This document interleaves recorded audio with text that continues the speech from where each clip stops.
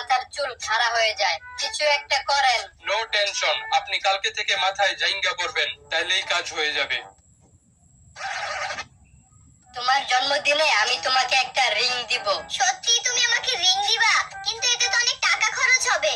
আচ্ছা, তাহলে আমি তোমাকে মিস কল দিবনি, তুমি আমাকে রিং দিও।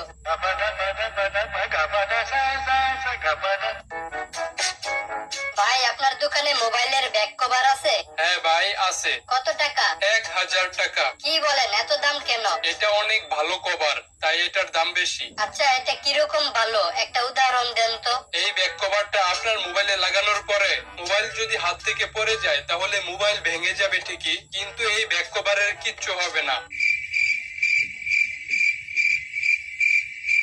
এই যে ভাই, 5টা টাকা দেন। আপনার হাত পা তো সবই ঠিক আছে, আপনি এক কাজ করেন, আমার সাথে আসেন, আমি আপনাকে একটা চাকরি দিব। সেই চাকরি করলে আপনি মাসে মাসে 10,000 টাকা পাবেন। আমি নিজে এই চাকরি করে 10,000 টাকা মাসে মাসে পাই। দূর হালা, আমি মাসে মাসে ভিক্ষা করে 30,000 টাকা পাই। উল্টা তুই আমার সাথে এসে ভিক্ষা কর। পাশের বাসায় স্বামী স্ত্রী ঝগড়া লাগছে, তুমি গিয়ে একটু ঝগড়াটা মিটিয়ে দিয়ে আসো।